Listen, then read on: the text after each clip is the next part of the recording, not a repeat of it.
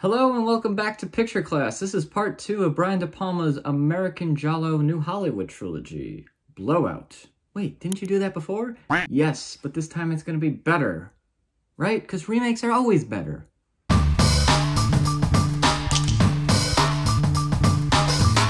So, our second film in this trilogy begins exactly where part 1 left off. Dressed to Kill ends with a stalking of the house, very slashery, typical slasher movie of a POV, right? We are treated this time to a cold open of a film, and you go right into it, and we see the most stereotypical slasher of all time. We see a couple having sex in a dorm room right by the blinds.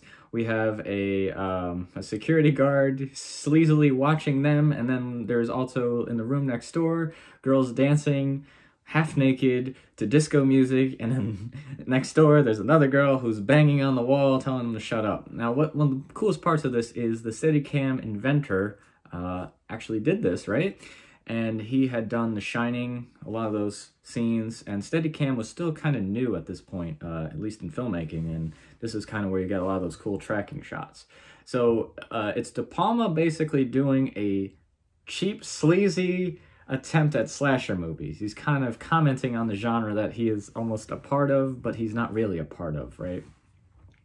So we follow this killer until he goes into the shower and he's about to stab the girl, and she gives this awful scream, and then we cut to John Travolta laughing, watching the movie. So immediately, we're watching someone watching a movie. We are now no longer the point of view of the audience member, we are a crew member.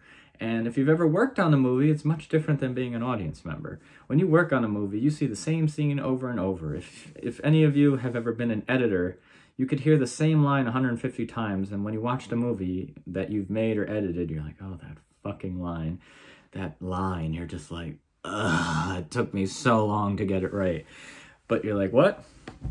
So we have the director yelling at the sound designer that he did not dub the scream, and then we see basically how film works. You see all the audio tracks turned down right in front of your eyes, and then we just focus on the scream.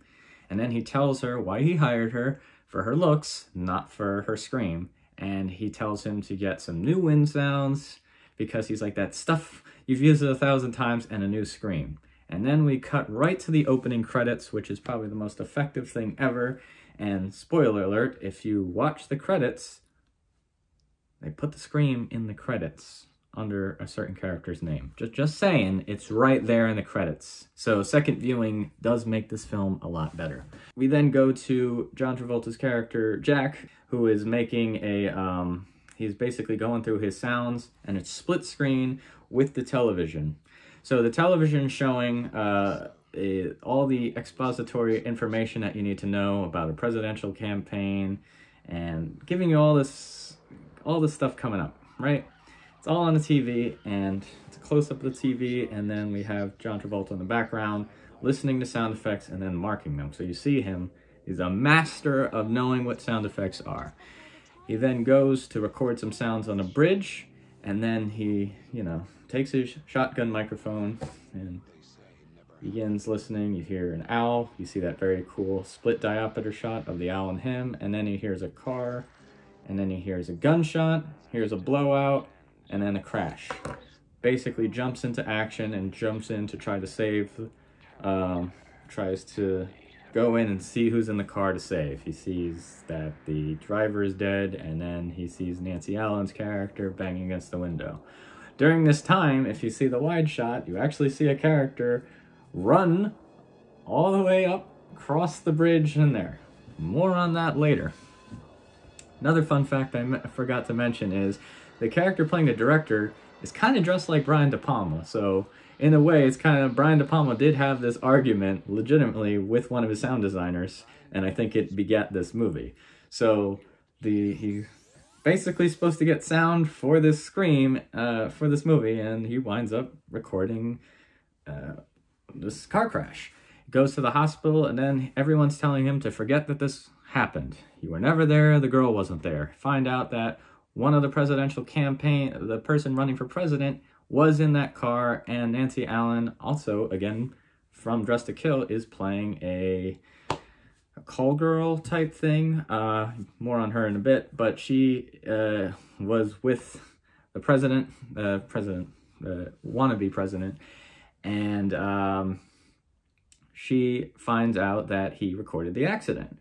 So it becomes this very, very elaborate movie. This movie is a combination of Blow Up, which was a movie, and The Conversation, where you keep repeating events and then you gotta figure out where it is.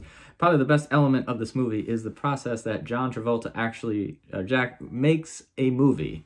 He tries to get the actual video, but he has the perfect synchronized sound. So they actually published the video or the film into pictures, and he cuts it out and then animates it together into one continuous image. And then while he sees it, he sees the flash where a gunshot is. The major big difference here is that there was a gunshot that shot the tire. He knows he heard a gunshot, but no one else believes him. They say it was just a blowout. Now, during this time, John Travolta's antagonist, John Lithgow, who plays a villain, he is also in a trilogy, but it's the John Lithgow trilogy where he plays villains. That's a whole separate trilogy, but this overlaps in that. That would be Obsession from 1976, Blowout from 1981, and Raising Cain from 1993. But that for another time. So here we see him trying to reconstruct this thing, and he sees all these elements. He's also, throughout the movie, he keeps going back to his studio, and you find that they are continuously looking for the scream. Actresses are constantly come in, and his boss is so pissed off at him because he is more focused on figuring out this crime. We learn about Jack's past and that he used to actually do sound for the police, and his recording device actually was, when it was wired to a informant, wound up almost burning the person, and then when he went in to try to take it off, the person that he was recording information on hung him. So he has this big guilt, and he's trying to rectify this. He wants to rectify this kill in order to make himself feel better. And the only person that can help him with it is Nancy Allen's character.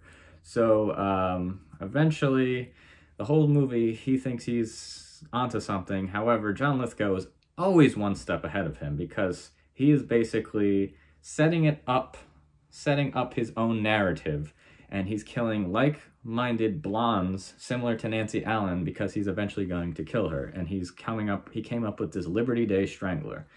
Liberty Day is a day that they came up with for the ringing of the Liberty Bell. So this takes place in Philadelphia. Brian DePalma also lived in Philadelphia. So this movie is very, very Philadelphia heavy, especially the train station, which is a great sequence towards the end of the movie. One of my favorites, and if you actually go there, it still looks like that, so it's pretty cool. So from a sound and filmmaker's point of view, a lot of filmmakers really do like this movie. You see like all the aspects of what filmmaking and everything, there's no wastedness in this movie, right? Dennis Franz this time plays Nancy Allen's partner, and he takes pictures of people in compromising situations and blackmails them. So Nancy Allen basically will seduce him. Dennis Franz takes pictures and they split the money. However, this time it was a bigger job, and all it kind of goes out of hand because John Lithgow went a little out of hand, went overboard, and the opposing team, presidential team, who was losing or expected to lose the election, didn't anticipate any of this. So John Lithgow just goes full rogue here in order to tie up all the loose ends. He basically wipes all of John Travolta's tapes, and he's stalking him the entire time. And John Travolta cannot figure out what's going on. He cannot figure out that there's someone smarter than him entirely. And one of the best sequences when he starts listening for his recordings and they've all been wiped, and the camera goes a 360 around the room, and you see John Travolta in different places. It is incredible because it's like an audio thing. If you've seen a audio reel, like a cassette, it just keeps rolling and rolling and rolling and going everywhere, right? So from this point of view, you know, it's like the odds are against him. And the final sequence, which is just heartbreaking, is he's listening to, eventually he's trying to chase her and he crashes his Jeep. It's very intense. but he can only hear her, and he's trying to figure out where she is based on locations of the sound. So there's this big parade, and then John Lithgow takes her to this point, and he throws away the tape, and he's going to kill her. So he drags her to a spot, and meanwhile, Jack is running, John Travolta Jack, trying to save her. Spoiler, he doesn't, and he eventually kills John Lithgow's character, but it's very Vertigo-like, because he tries to recreate something, because that's Jimmy Stewart's biggest problem, is he tries to recreate something, and by recreating it, he loses exactly what he wanted. Like, he would have had it had he not tried to recreate or tried to fix a past mistake, so it's one of those things. So he, stabs John Lithgow, and then he sees her dead there, and he can't believe it, and you hear him listening to the tape over and over and over again, and it's heartbreaking. But then you see the scream from the movie is Nancy Allen's scream when she was about to be murdered, placed into the movie with the girl's original bad scream. And then the director's like, now that's a scream. And then there's the haunting line where he's just like, that's a good scream. It's a good scream. And then the haunting delivery of that line. And one of the things that DePalma wanted to do is, like, all this work, all this whole story based on this one scream, and it's 2 seconds in a forgettable movie that most people won't remember. John Travolta says, John Travolta's character Jack says at the beginning that they worked on 5 films in 2 years. He's like, Blood Beach 2, Co-Ed Frenzy.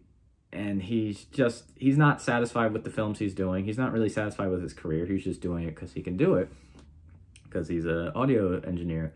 But he, had this chance to, like, really have, I guess, someone he really liked, and his obsession with the truth prevented him from having, I guess, a potential love. Nancy Allen would be in these 2 movies. Eventually, her and Brian De Palma would split during the making of Scarface, which came out in 1983, which would break up this and the final film in our trilogy. It's one of those heartbreaking films, but most of the filmmaker friends of mine who've watched it have loved it, because it's a very well-crafted film. It's about filmmaking, but not directly. It's a lot of different genres. And I can tell you exactly when I decided it was my favorite movie. Prior to this, my favorite movie was Blade Runner for years and years and years. That's another movie part of New Hollywood. Came out in 1982. New Hollywoods tend to end in 1983, maybe 1984 at the end of this argument. Blade Runner was a very visually stunning movie, and it's very thought-provoking, all these different things. But I realized when I was watching Blowout, it had something that Blade Runner didn't. It made me laugh.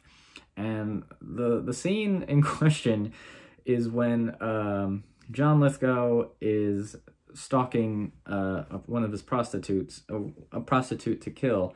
In the train station, there's a prostitute who picks up a man in the Navy. I don't know his proper title. And then they're negotiating prices, and then they go into the phone booth, and he picks up the phone, and then he proceeds to get a blowjob. So 5 phone booths down later, I know, kids, if you don't know what phone booths are, it's kind of hard to explain this. 5 phone booths later, John Lithgow's waiting on the phone, and then the camera keeps panning back and forth, and you see the one rocking, and John Lithgow's reaction just like, oh my god. He's just like, this is my life. So then after, I guess he finishes too quickly, he pays her half of what he owes her, throws the money at her, and then he holds up a higher denomination bill before stalking her. But I was just like, why am I laughing at this moment? It's just like, it's a very odd moment to laugh at, but at the same time, every film, like, Brian De Palma put every type of trick he had into this movie. Like, this is a very personal film of his. It didn't make a lot of money, and the fact that John Travolta was in it post Saturday Night Fever, Urban Cowboy, is what gave it a bigger budget. Him and Nancy Allen actually really wanted to work together again. Nancy Allen, after working with De Palma, had worked with De Palma in Carrie, and that's where John Travolta and Nancy Allen originally worked on. And I think he was interested in working with her, and they said, I guess that kind of put a strain on the relationship because, director-actor relationships are a whole different thing. We're not going to get into that in this picture class. But from the perspective of a filmmaker, and he's on the crew, you know, they got to work together, and it's a very personal movie, and you're like, wow, this movie, I've never heard of this movie. It didn't do very well, and a lot of film people like it. On Criterion's top 10, I remember it was on Edgar Wright's, and a lot of people I like tend to like this movie. So I really do love this movie. It is still my favorite movie. It incorporates so many different elements, and it was made at a good time. Another fun fact is, if you've seen the movie Joker from 2019, this movie is on the marquee during that day, so you get a firm grasp of what year that movie came out in 1981, which Joker seems to go for. It's a combination of the King of Comedy and Taxi Driver. Very Martin Scorsese New Hollywood feel. So if you like that feeling of the Joker, I feel like you might like this feel. Not saying it's the same movie, but that same time period. This is part 2 of it. So in this time we get a lot of the filmmakers. So, you know, imagine Weird Jack if you're a sound designer and part of a stage show or concert, usually at the back, and you can see almost everything. You mix the levels, you know what's going on, but you also see the audience reaction and you see the performers on stage. It's a unique point of view, but that's a thing that the directors have. So that's why it's part 2. You go for the filmmakers, or I call it crew members. So they kind of get to see everything. They get to see the actors on a different level. They get to see them as people, but they also get to see them as performers. And then they also get to see the audience reaction, and it's like the best of both worlds kind of thing, right? So that was part 2 of the American Giallo trilogy by Brian DePalma. Come back next time and we will do part 3, which is Body Double. So thank you so much. Like, share, and subscribe. Find us on YouTube. Find us on YouTube, please. Find us on Instagram. Find us on TikTok. We do videos. We have conversations. Quality Attempt is a brand. Like, share, comment. Come on. Thanks for watching.